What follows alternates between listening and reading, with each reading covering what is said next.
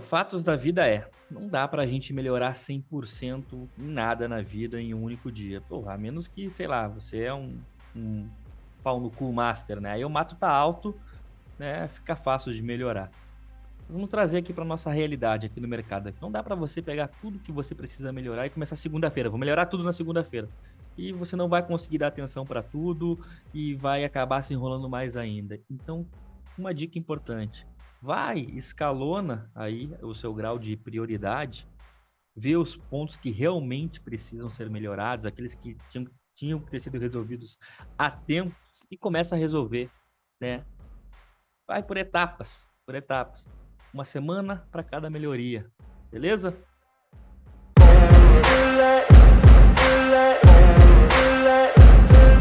Fala pessoal, beleza? Felipe na área, passando para mais um super diário de trade aqui com vocês e vamos dar uma olhadinha nos movimentos apresentados por índice e por dólar, beleza? Vamos lá então? Começando aqui pelo dólar futuro. Dólar futuro, mais um dia fácil aqui, né? Foi só não se mexer. Ah, meu Deus, seria cômico, né? Se não fosse trágico. Mas mentira, não foi trágico não, né? Tô falando porque realmente eu venho para cá, né, para frente do gráfico com a intenção de operar, só que poxa, o gráfico não ajuda, o que eu faço? Vou começar a inventar a operação aqui, girar que nem maluco? Não, né?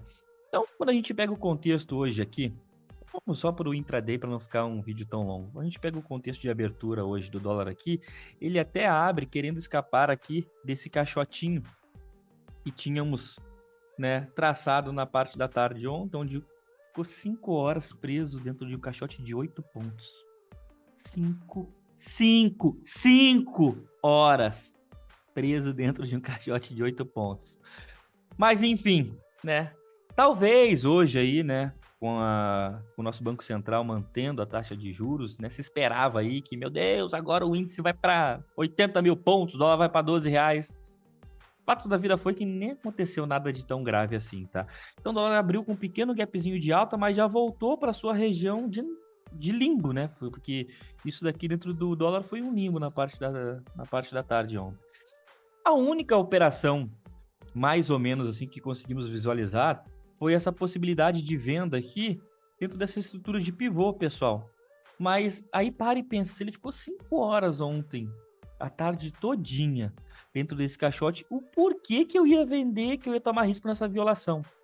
Para mim, dentro da maneira como eu opero, não faz o menor sentido. Então, o que eu fiz? Não fiz nada. Fiquei esperando um pullback, aguardando um pullback, e esse pullback não aconteceu.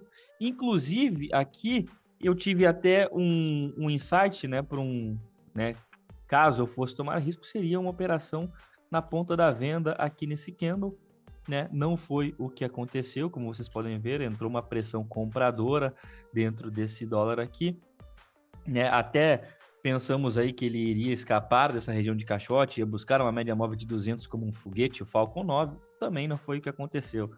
Fazendo um filtro aqui pelo gráfico de 2 minutos, né? Teve até algumas oportunidades aqui, você poderia comprar aqui o pivô dentro do pivô.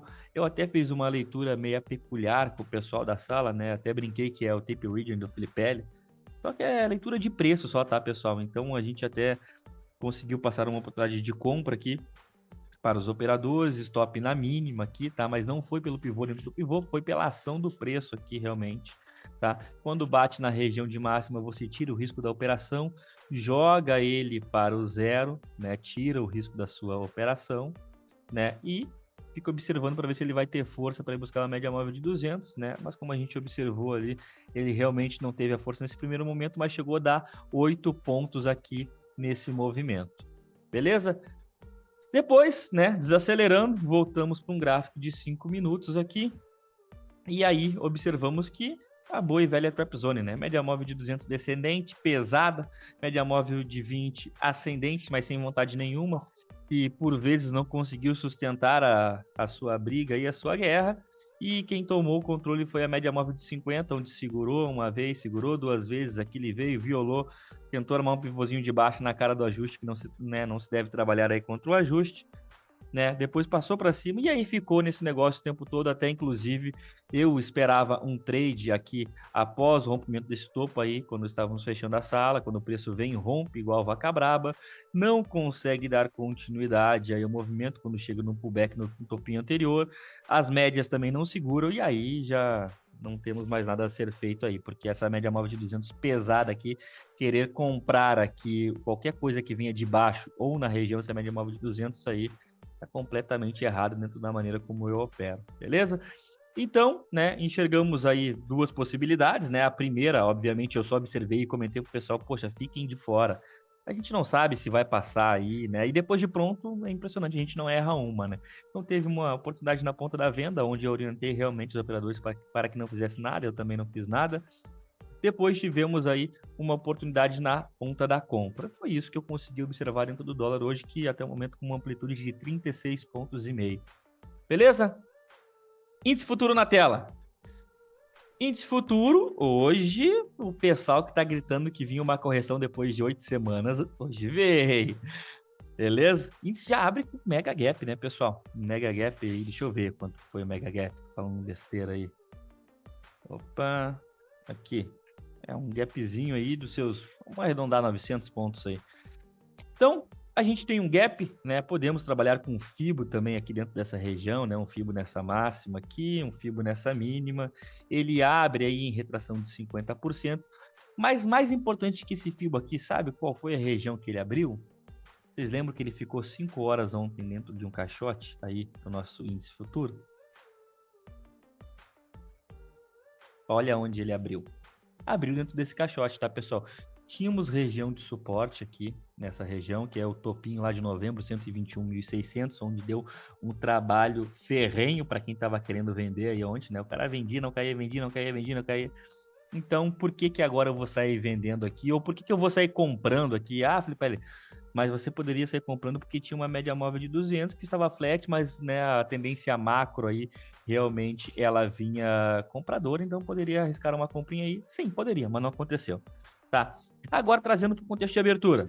O que a gente pode observar aqui? Primeiro, botar já que ele abriu com esse gapzinho, começou a tentar corrigir, Fibogap nele. O que eu consigo observar pelo gráfico de 2 minutos aqui? Né? Uma venda rápida que poderia ter sido feita e bem orientada, você protegeu o seu capital e não casou com a operação e virou torcedor aí, tá? Opa, para. Aqui.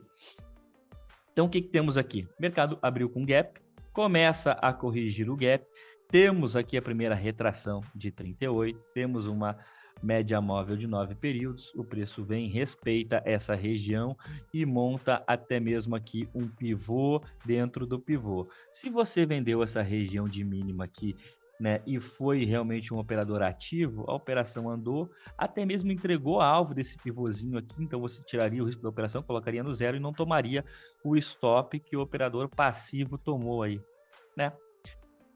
Observando isso daqui, né, contexto de 2 minutos para mim já deu, a gente volta aí para um contexto do gráfico de 5 minutos, a gente observa que ele vem agora, faz uma nova correção na sua região de média móvel de 20, né, onde nesse primeiro momento não segura, ele vem buscar também aqui a retração, né, de 50% do movimento, deixou um padrãozinho de candle vendedor. Cara, mas é aquele negócio, padrão de candle vendedor em região de média móvel de 200, na minha opinião, também não dá não, tá?